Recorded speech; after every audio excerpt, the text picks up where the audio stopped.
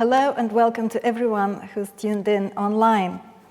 We're starting a new course. It's called Music Under Stalin.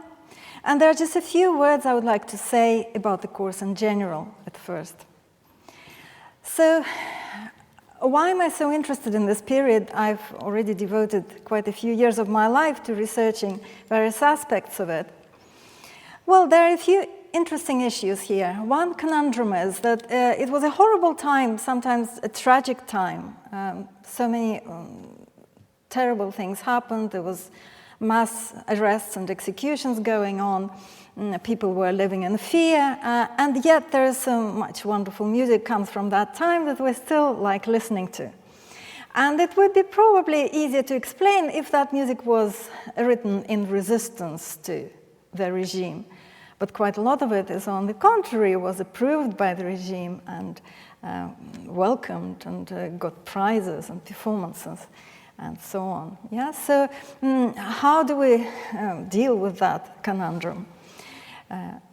Another issue here is, of course, the issue that if we were still living within the Cold War period, everything would be easy for us to explain that, freedom goes with modernism, and composers who were free really expressed themselves freely in this way, sometimes writing works that were challenging, that were rebarbative, that really maybe even something unpleasant, but they were challenging and move music forward.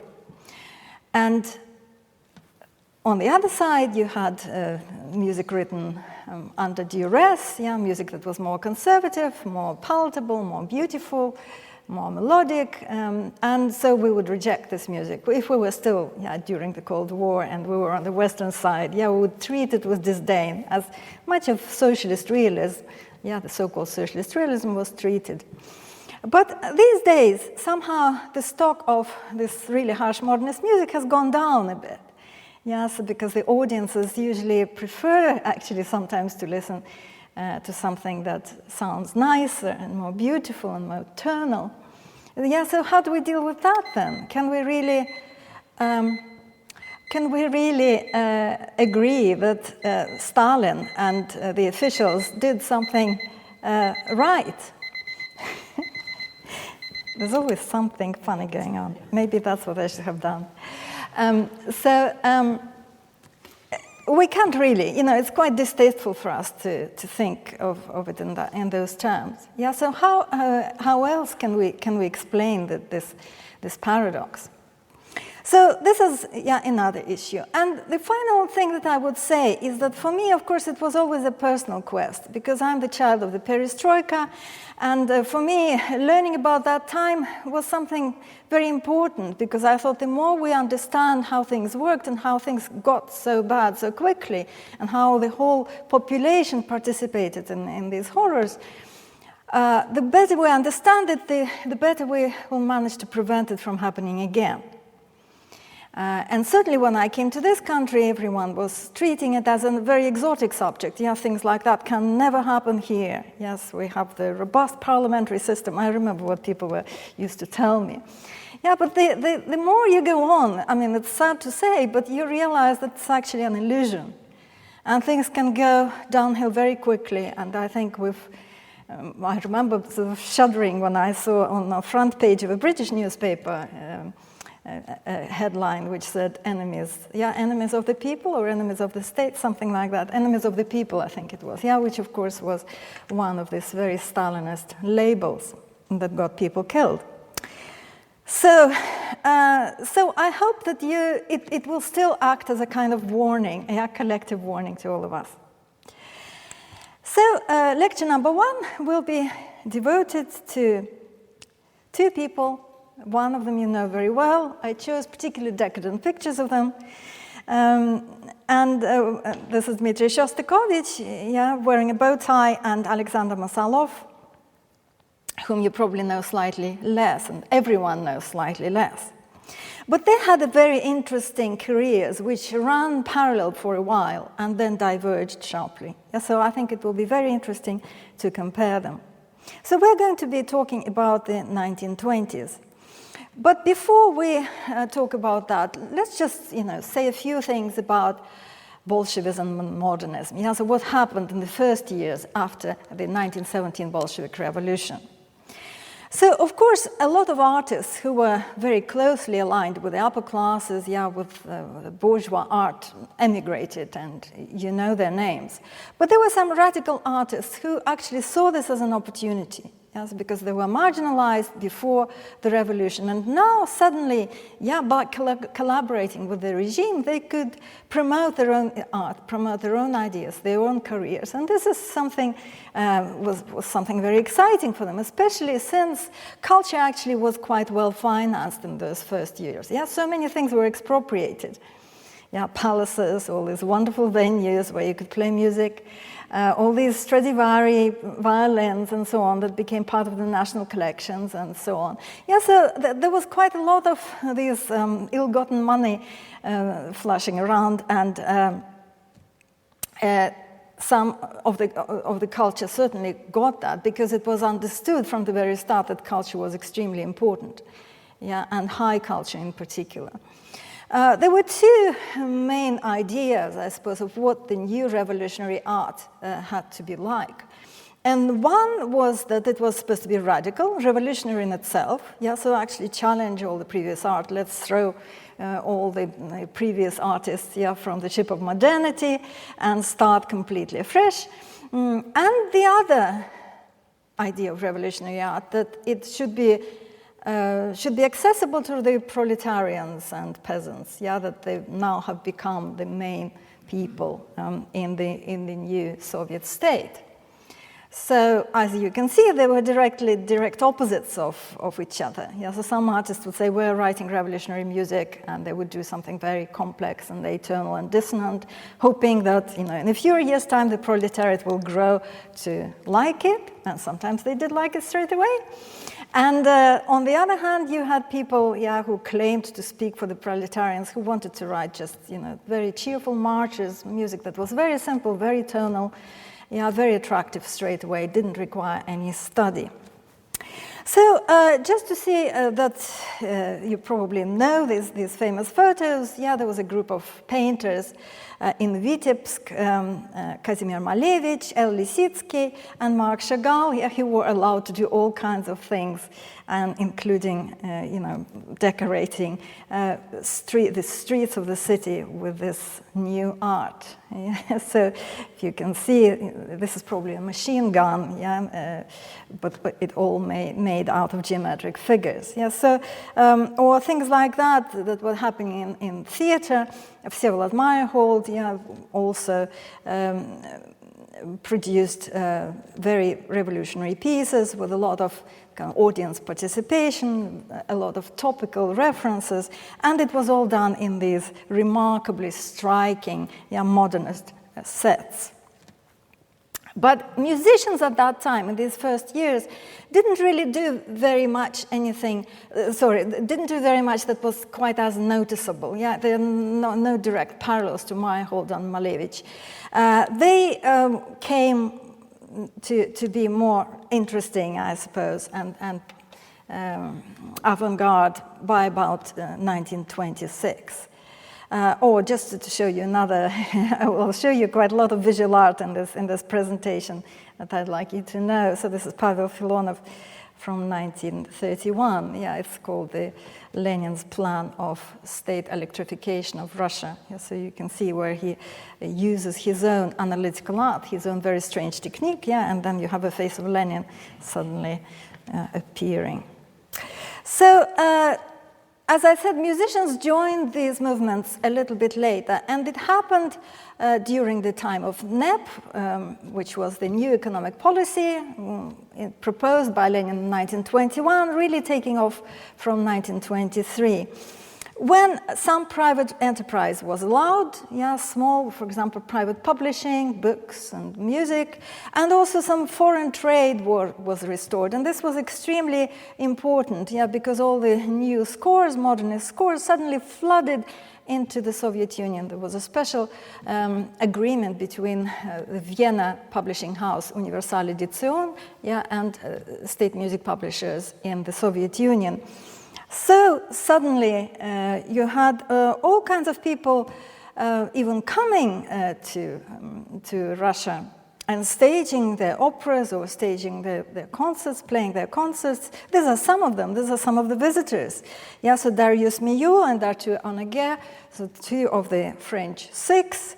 Alfredo Caselli, Italian composer, Paul Hindemith, yeah, who were the kind of neoclassicists on either side, yeah, the German and the Italian type. Bela Bartok came, yeah, they all played their music, and that was extremely influential. Most probably interestingly, Alban Berg also came for just a few days to Leningrad when his opera Wozzeck was staged. And he is pictured on that date, 13th of June, I think, 27. So at that point, Leningrad really became one of the international centers for modernist music. And this is this is a set design for another opera which became extremely popular. This was Der Sprung über der Schatten, the satire of the Western society. So you can see people dancing foxtrot. So, you know, they meant it satirically, but it was also very pleasant to watch and nice to listen to. Yeah, so it sort of killed two birds with one stone. This is a program, signed program. This is a great kind of scene from that opera. And this is a program which is signed by people like Stanislavski, if you can see, so it's just under the title, and also by Alban Berg, who says, this is a program they sent to Krenek, you've got to see this, you've got to come and see this. Yes, it's kind of amazing, yeah, that only, 9 years after the revolution, you suddenly have Leningrad emerging as this absolutely burgeoning place for modernist culture. Now, I'm not going to introduce Shostakovich to you because you know him very well, but what I was going to say, that they started writing their really experimental music at the same time, yeah, in 1926. This was the time when all these people were coming and playing their music, and they really absorbed every single kind of trend that was on offer. Yeah, so that was a real change. If you compare what Shostakovich did just, you know, a few months earlier in his first symphony, which became, by the way, very, very popular all over the world, and what he does in his second symphony, it's a huge gap, and that's why this happens. And Mosolov also arrives on the scene in 1926. Now, who was Mosolov? I mean, if you've heard his name and if you've heard one piece, I know which piece it probably is. It's a piece which is in Russian called Zavod, and I'll translate it as the Iron Foundry. It's the piece that has a subtitle, Music of the Machines, yeah, and it's really supposed to present the beautiful noise, the beautiful music that was coming from the machines in the factory. So let us hear a little bit of that, the very beginning of it.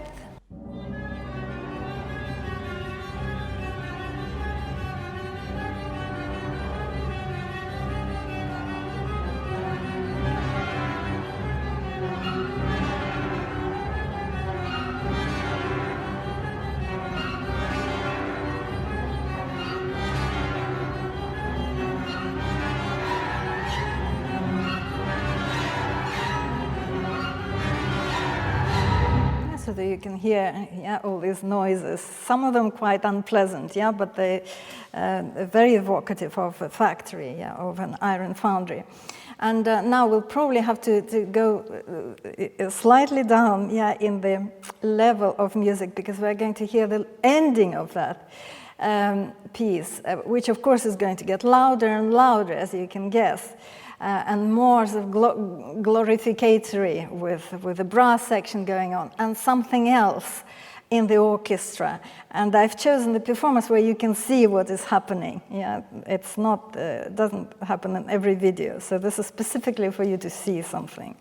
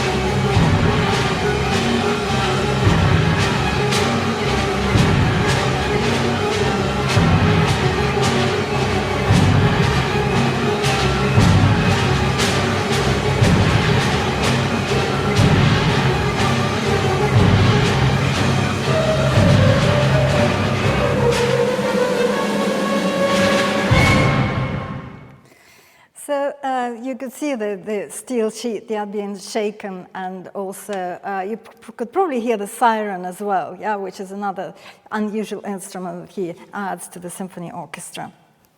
So I'm going to tell you a few more things about Mosolov. So he was born in 1900, so it's easy, yeah, to count how old he was at what stage.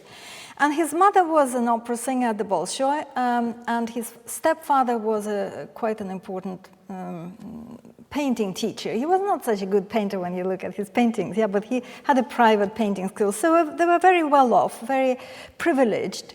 And Mosolov was sent to a very good school. He had governors, when he was a child, who taught him to speak German and French fluently. And his family traveled abroad. Then, yeah, the revolution happened, and the teenager Mosolov, his rebellion is to run away to fight with the Red Army. Yeah, so that is quite, quite a striking thing to do. And apparently, I mean, we always have to be a bit careful of what people say about their biography during these years, because they sometimes exaggerate, but at least he claimed that he met Lenin himself, personally delivered packages to him, yeah, and so on and so forth.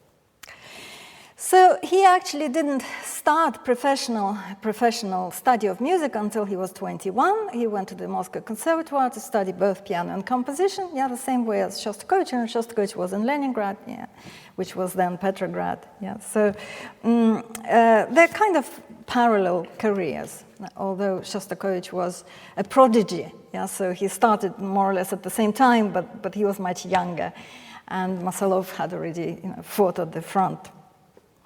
And even at that time, very soon, very quickly, Mosolov becomes a fully fledged composer and composer of some notoriety. I think he had the talent to be notorious, to be noticed, to be outrageous. So that as early as 1925, Nikolai Bukharin, who was the closest ally of Stalin at the time, actually mentions him in one of his articles, and he says that this guy obviously is alien to our Soviet music. Although Bukharin had never heard a note of Mosolov, but he just read something about him. But so he was scolded by Bukharin, which I suppose was a big deal. Although when you think of it, if he was praised by Bukharin, that probably wouldn't have worked for him well either, yeah, because Bukharin in 1929 was demoted from the Politburo, and later on he was arrested and executed. So it's hard to say, isn't it? You can see him, yeah, in his more decadent portrait and his more kind of working class, yeah, wearing a cap portrait in 1930.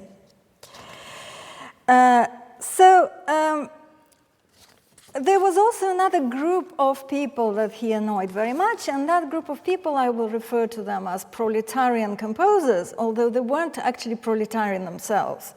But they certainly spoke for the proletariat. They alone knew, they claimed what proletarians, what music they wanted. Yeah, so they were the kind of people who would write marches, yeah, and simple songs, and thought this is what proletarian music should be like.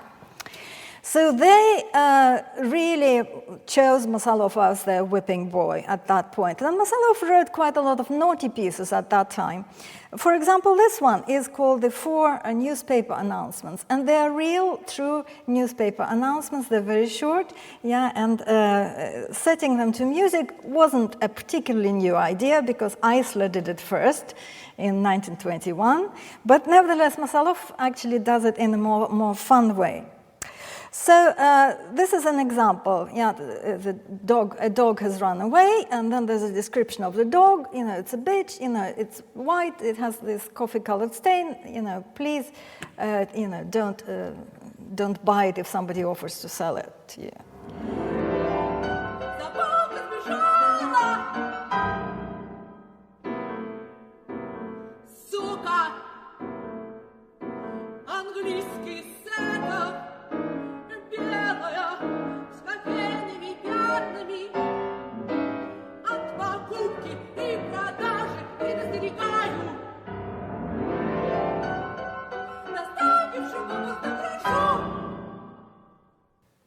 That's it. Yeah, that's a song. Very, very short. I'll show you the start of the last one, because I think it's particularly funny. It's about a pest controller, yeah, who kills rats. Yeah, so, but the funny thing is here is that it's a funeral march. So this is what it sounds like.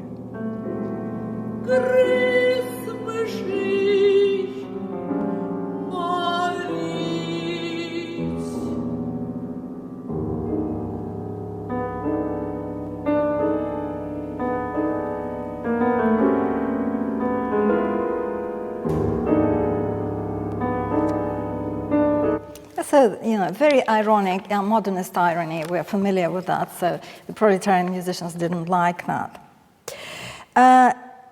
Now, very important landmark in both Shostakovich's and Mosolov's life was 1927, and there's a particular concert in which they presented their own revolutionary works. So it was 10th anniversary of October, yeah, so very well-publicized concert. And Shostakovich brought his new work to it, which was called the Second Symphony, or the alternative title was To October, yeah, it's kind of symphonic poem, To October. So it was a dedication to the 10th anniversary. And Mosolov brought his Iron Foundry, which you've already heard, and this was what the critics said, and this is interesting that it's a positive criticism. Yeah, it says that towards the end, yeah, these mighty melodic rhythmic figures began to sound so victorious and uplifting, especially when the brass add their sustained chords over the rhythmic melodic background, that this vivid overture, while losing none of its illustrative character, is transformed into a mighty hymn to mechanized labor. Yeah, so it's expressed in these ideological terms, which go very well with the drive for industrialization, yeah, and glorification of people who actually work in the iron foundry. So that was 1927, and the critic in question actually later became a member of RAPM, or RAPM, I will refer to it, yes, a Russian Association of Proletarian Musicians. So we will see that 2 years later he wouldn't have written anything like that. Yeah, so at this point Mosolov still, and this piece is being seen as something very positive. Now let's have a look at Shostakovich's Second Symphony. So that's also a revolutionary piece. It was a commission, and he was given a text which he disliked. Yeah, he thought the text was completely trite and horrible.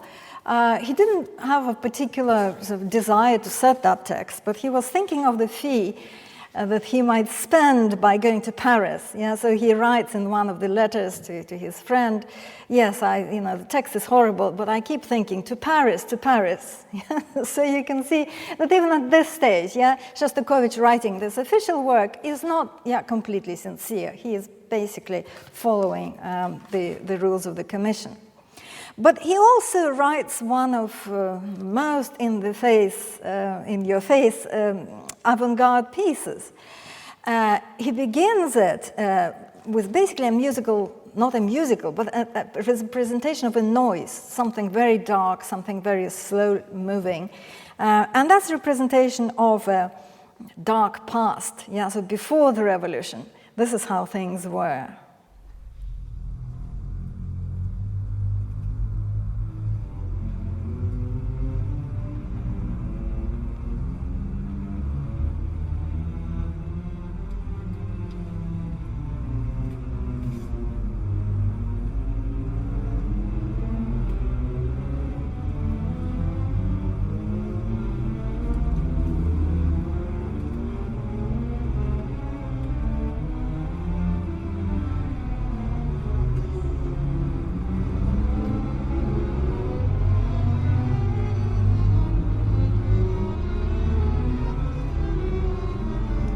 Yeah, you can see how it works. Yeah, he starts with double basses who play in crotchets. Yeah, and then you have cellos coming in quavers. Yeah, and then every next part comes in smaller note values. Yeah, so gradually it grows, but it grows this very amorphous way because it's all atonal. Yeah, there's no tonality. Everything is vague. There's also no perceptible rhythm, precisely because all the different note values are mixed together. And towards the end, the choir will come in, yeah, and that will be a moment of some kind of brightening, yeah, and more sort of revolutionary pathos will come through.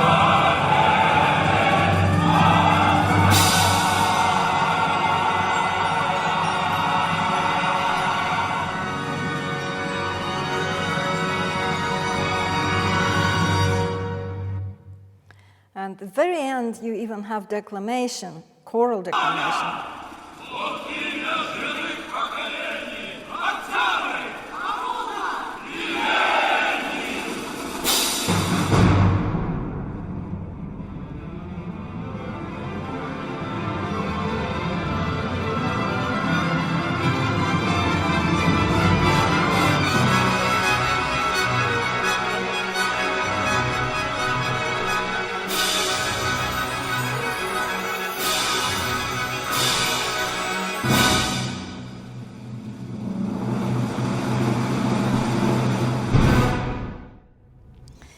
So you probably heard there was a siren there as well.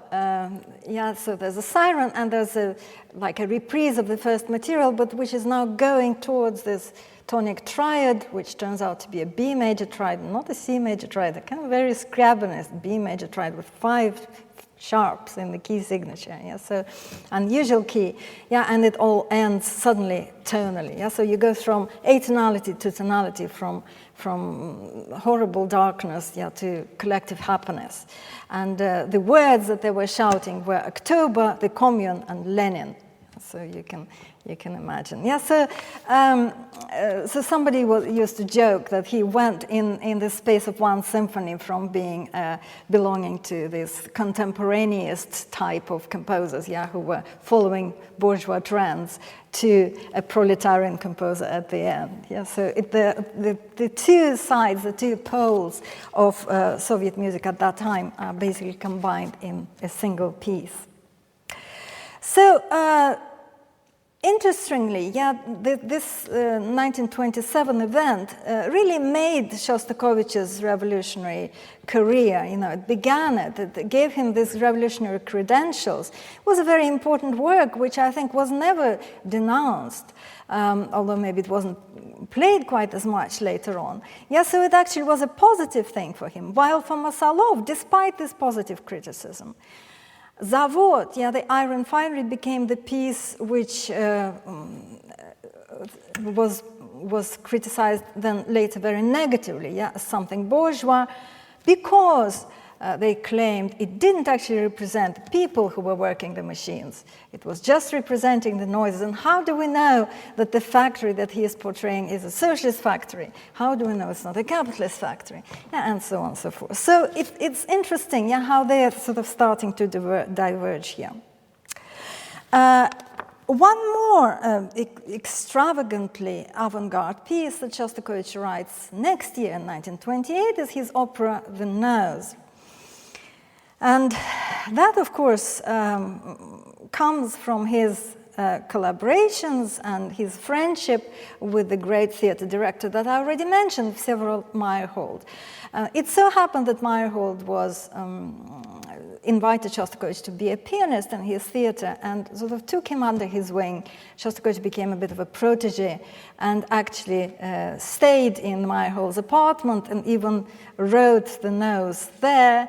And when Meyerhold had a fire in his apartment, Meyerhold saved the score. Yeah, so this is just a lovely story that's connected to that. So Meyerhold was, of course,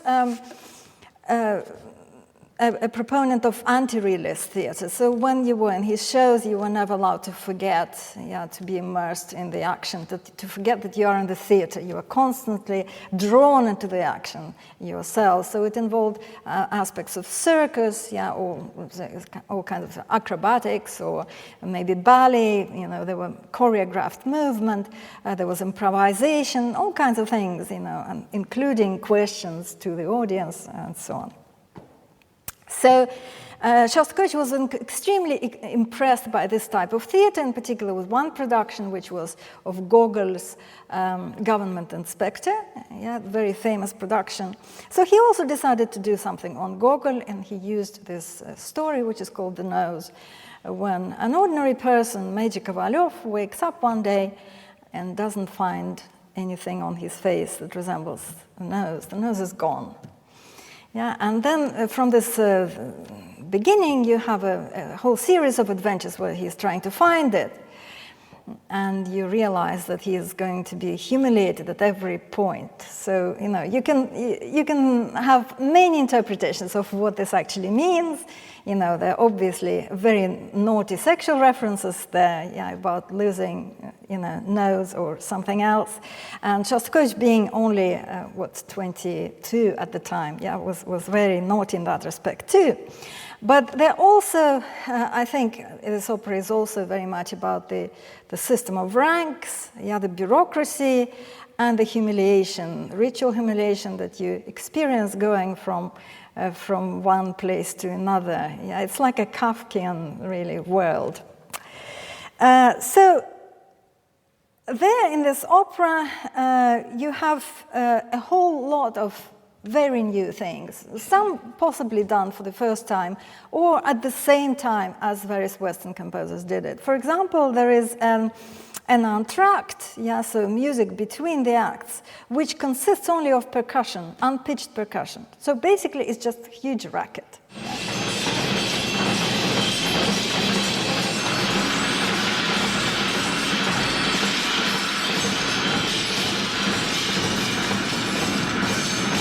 So he also wanted to be very loud, just like Mosolov. So they're bashing the instruments for about 4 minutes. It's kind of almost unbearable. I'm sure some people probably left. Then there are these things also incredibly avant-garde, done for the first time, cutting edge, like the octet of janitors. This also has to do, interestingly, with newspaper announcements. So the same idea. So they are all reading out their little snatches of newspaper announcements, but they're doing it at the same time, syllable by syllable. So that's absolutely impossible to follow any text. And in fact, text becomes superfluous. It just becomes kind of phonetic rubbish. It's nothing.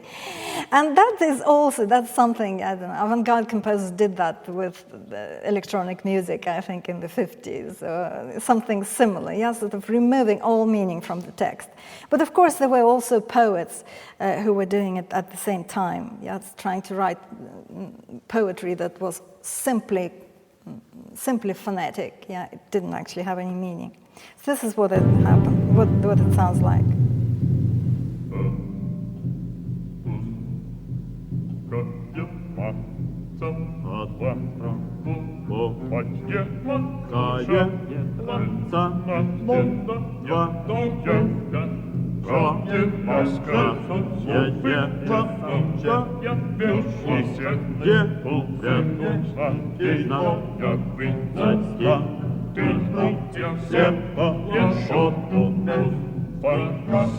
So it's an 8-part atonal canon, but you can't, of course, hear any words. And so parts of the opera are parodies of conventional opera. So usually in operatic ensembles, you also can't understand any words. So he just takes this to some kind of absurd point of absurdity. Or, for example, using very high melismatic writing, without words, sometimes virtuosic writing, to portray the nose, who walks on his own and talks, and he also wears a uniform which is of a higher rank than his owner. So that's a funny thing. So this is a little bit of the dialogue. Мне странно, милостивый государь, мне кажется, вы должны знать свое место, и я вас вдруг нахожу. И где же в соборе, согласитесь?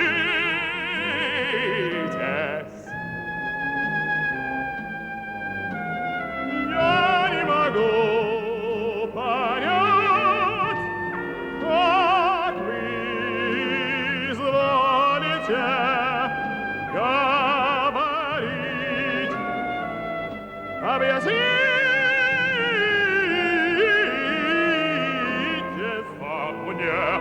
объяснить ему. So he wrote it in 1928, which was still quite a liberal time. But by the time it got to be staged, it was already a very different situation in 1930. And it actually got quite bad reviews as well. Yeah, so as you can see, that it's totally beyond me, as one critic says.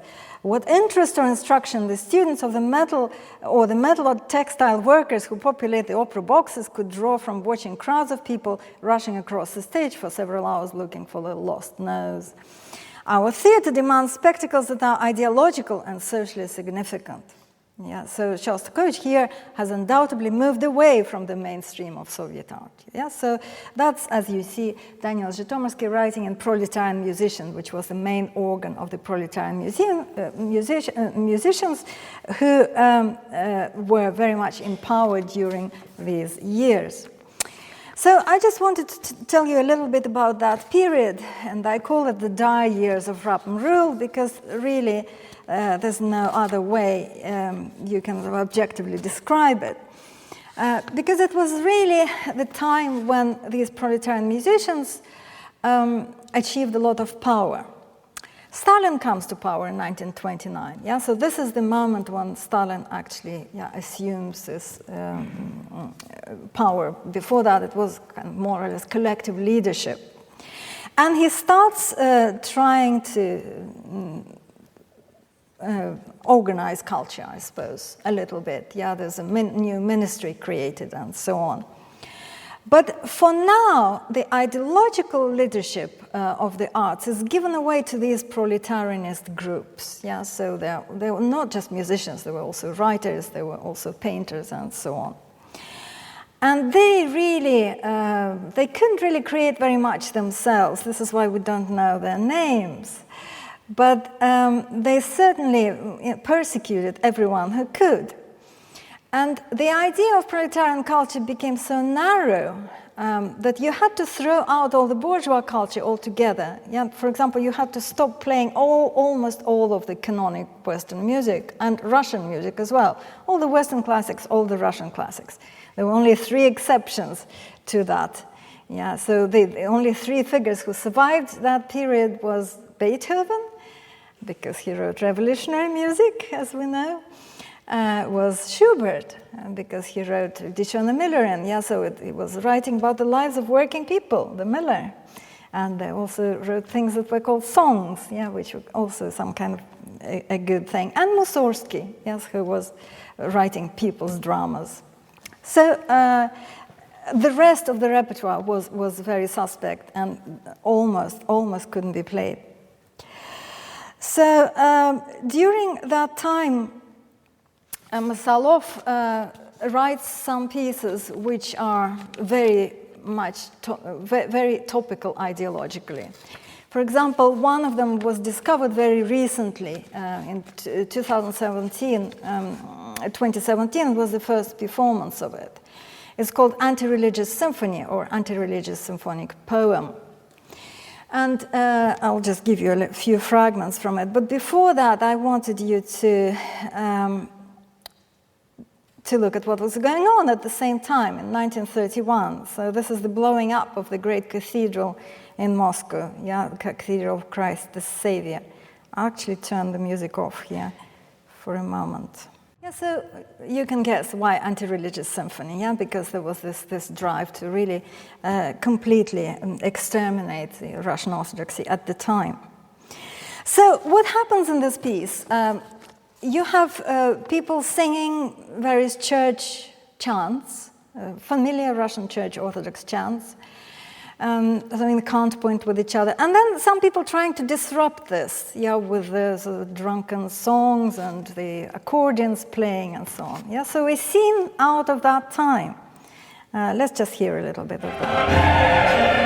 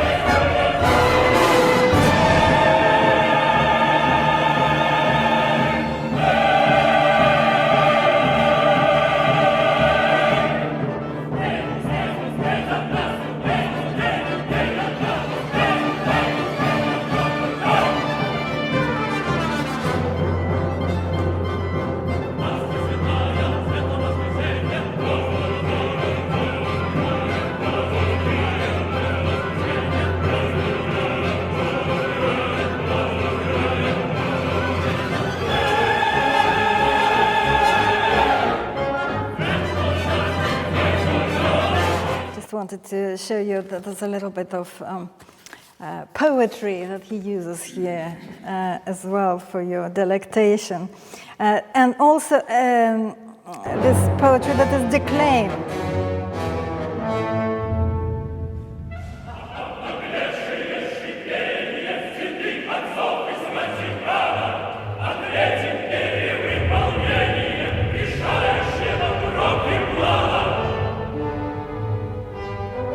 So, but together with all that, you have various revolutionary songs as well. Yeah, so you switch from chant to these revolutionary songs.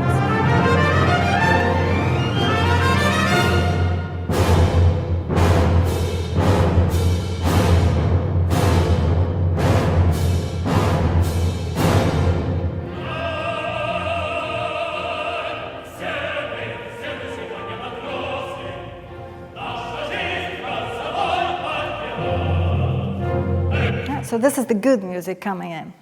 And today, of course, you think, well, why even revive this thing? It's kind of horrible. But Shostakovich was doing the same. Yeah, he wrote the ballet The Golden Age, where he also tried to present the bourgeois society through all the foxtrots and waltzes and so on, and then the good music, the proletarian music. So, and then he wrote a ballet about saboteurs, which is called The Bolt, and so on. So he is also very much part of this. The difference is that although Shostakovich was criticized, Mosolov was basically wiped out at that time. None of this music was performed during the Rampant period. None of it was published. Yeah, so it's something that he did that really irritated them so much that he was completely, what we would say now, cancelled, but it's much worse than this, as you will find out later. So the Golden Age that I just mentioned also brought Shostakovich into trouble because of this music, which you might recognize as Tahiti Trot, yeah? Which wasn't even Shostakovich's. Yeah, it was orchestration of a number from a musical, from an American musical. So Shostakovich was accused of peddling this light music, light bourgeois music, and he had to write to the proletarian musician, which I suppose was the kind of Twitter of the time, and say, well, actually, it's not me, it's the conductor Malko who is to blame because he took it out of context. He took it out of my ballet and now he's playing it separately, and therefore the satire that I wanted to present of the bourgeois society is not visible, and people are just enjoying the music. Yeah? So he pushed the blame onto Malko, and then Malko replied in the next issue and said, how dare you, Shostakovich, do this to me? But somehow they still remained friends. But this is what's happening. Yeah, so he already at that time started to write these apologetic letters. This was part of the time. Well, with Mosolov, things were the kind of letter that Mosolov wrote was very different, and it was a very brave thing to do. And as a bonus from this lecture, when you get your transcript, you will find. Me and my husband will put together a translation of this letter as a whole, so you can read it as a whole thing. I think it's a riveting reading, even though it goes on for too long. But this is just the conclusion of it, and you can see he sets it out in no uncertain terms. Either you have to shut up these Rampant dogs, the hounds of Rampant, and give me some work, because none of my music is published or performed, or let me go abroad, because by that stage, Mosolov's pieces, such as the Iron Foundry and the Quartet and a few others, actually became very well known in Europe. Yes, and so he really could count on some kind of fame. And of course, this is very interesting, that at that point, people realize that you have to write to Stalin to make any decision taken. If your life has reached this point, of no return. You really need intervention from above, this kind of godlike intervention. He was not the only one. Mikhail Bulgakov, the writer, also wrote a letter to Stalin also around this time. And Evgeny Zamyatin, another writer, who wrote the letter to Stalin. Zamyatin was actually let out and he left the country. Bulgakov stayed and was given a job. And a month after Mosolov's letter, the proletarian musicians were disbanded, and everyone rejoiced.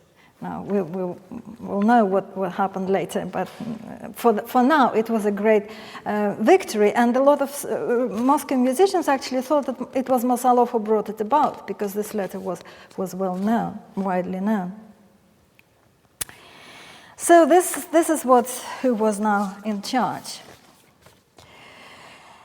Now, since we're going to talk about Shostakovich for many lectures, almost in every lecture probably, I'm just going to talk about Mosolov, and it's a little rather sorrowful last chapter, what happens to him later. So we don't know very much about the intervening period. For some reason, he didn't actually get very much benefit from this victory and the war with the proletarian musicians. He went to Central Asia, he collected folk music there, started writing an oratorio, Turkmen song for Stalin, so something very ideologically correct. But in the 18th of September 1937, there was an article about him in Izvestia, in one of the central newspapers, that basically claimed that he was a drunk and disorderly person all the time, and behaved inappropriately. And at that point, this was the year of the Great Purge. Any kind of denunciation, any kind of accusation could have turned political. So it might be connected that 2 months later, he was arrested. And he was sentenced by this, 3 people as a court, these very temporary courts that were set up, to 8 years in the camps for counter-revolutionary propaganda. And we don't know what that meant, whether it actually had anything to do with his music or not.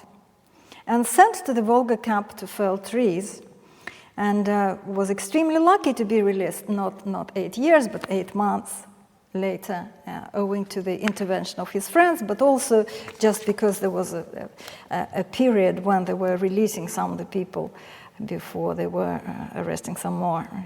That was a period when Stalin sort of intervened and said, too many mass arrests are happening, we have to stop this, and so on. So Mosolov spent 8 months there. This is where that camp was. This is the document for his release. You can see he's grown a beard. And basically, the camp broke him. He was never the same. He continued to write music, but of course he couldn't use any of his modernist style, and the music became very different. He had one more major success with his harp concerto. I mean, just think about it, harp concerto. Yes, something very, very ethereal, harp, Iron Foundry, from Iron Foundry to harp. So, and the music sounds nothing like him.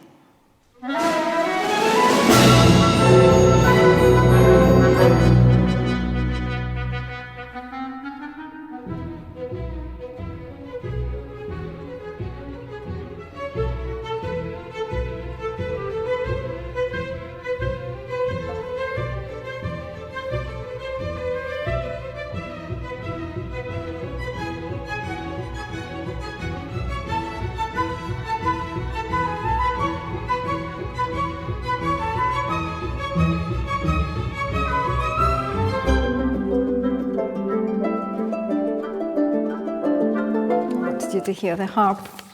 So after that he basically became a composer very much on the second and third positions. He was never again in the center of attention.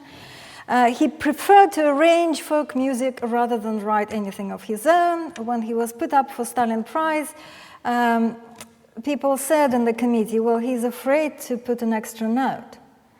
Because they were basically arrangements of folk songs. And Shostakovich, who was on the committee at that time, said, well, he was never a good composer. So which tells us something about the 20s, that he really considered Mosolov his serious rival in the 20s. So this brings our today's lectures to the end, and I would like to introduce our performer for today, who is Simon Smith, who's a composer and a pianist who recorded all these CDs of very interesting music, specializing mostly in contemporary music, and also all kinds of weird music generally. And I had the privilege to teach him many years ago at Cambridge. So today he's going to play for us Mosolov's piece from 1928, which is called Turkmenian Nights. And you might think, oh, Turkmenian Nights sounds nice, something based on folk music. It is based on folk music, but it's like nothing you've heard before, because even with folk music, he sets in his very own, very abrasive style with lots of clusters. And channeling what Simon told me just before this, it's the three pieces of that suite are basically loud, louder, and loudest. So he hadn't gone to Central Asia at that point yet. He got these tunes from a collection. But this is, I think, very much under the influence probably of Bartok and Stravinsky, how he decided to set them. So please welcome Simon Smith for the recital part of our lecture, and thank you very much for your attention. Give him a round of applause.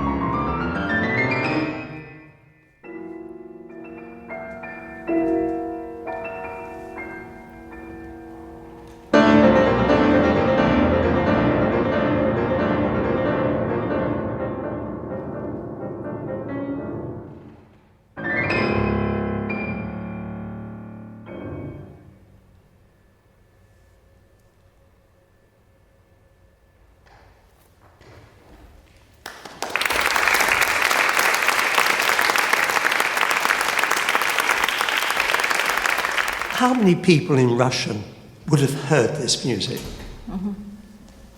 Yeah, that's a good, simple question, very difficult to answer. I think very few, actually, yeah, because lots of people would have heard the Iron Foundry, yeah, because it's a big piece and was performed lots of times and in many, many cities. Yeah, so that became a real hit. A piece like that would have been heard by a much narrower circle of people. But I think it actually was one that traveled abroad as well. Yeah, it all depended basically on whether some festival was interested in your piece, and it happened to be that piece. Yeah, but generally, of course, there wouldn't have been such a great audience for this music. Yes, that's true. Thank you. And one from the online audience about the Iron Foundry. I saw the Iron Foundry performed a few years ago, and rather than a metal sheet, as seen in the video today, it was performed with a large metal anvil being struck with a mallet. Does the music give much specification on what metallic sounds should be performed? Yes, I was surprised as well that it wasn't actually struck, because I remember that it was supposed to be struck, but I think it's supposed to be both struck and shaken, as far as I remember the score. I've seen it many years ago. And I also imagine that this metal sheet should be much larger, yeah. But I suppose it was what you've got, yeah. This was a provincial orchestra in Rostov, putting this on. I think playing fantastically well. So, but it still had that, yeah, because you have a combination. There's also a gong that's being struck, yeah, and at the same time the bass drum. So I think you still had the presence of this like real huge thing being hammered, yeah, in that piece. That's wonderful. Maybe one more quick one. A real interesting lecture, as usual. Who was the composer of the anti-religious symphony, and what were the circumstances of the performance that we saw? Right. So that was Mosolov, right. Yeah, so anti-religious symphony, sometimes called anti-religious symphonic poem. When it was performed for the first time, it was 2017, it was a special concert organized by Orpheus Radio in Moscow for the 100th anniversary of the Russian Revolution. Yeah, so they had this very special thing. It was actually broadcast on BBC, I remember that. So they unearthed this manuscript, yeah, and prepared it. It was all ready, yeah, just never performed.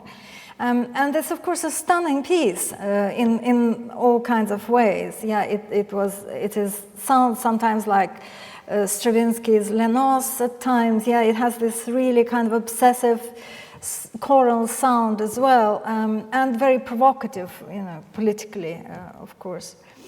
Those were the circumstances of that performance. They also felt they couldn't end with that, yeah, because it obviously ends with the victory of these anti-religious group and these raucous, proletarian marches. So they actually end with a beautiful Turkmenian song. Not like this, yeah, but actually sung very beautifully by a soprano to create some kind of lyrical emotion for people and some kind of catharsis after that. So it was very nicely, I think, staged in that concert. It was definitely a very, very special event. Great. Well, I would like to thank you, Marina, for a wonderful lecture, and Simon for a fantastic performance. Thank you very much. Thank you.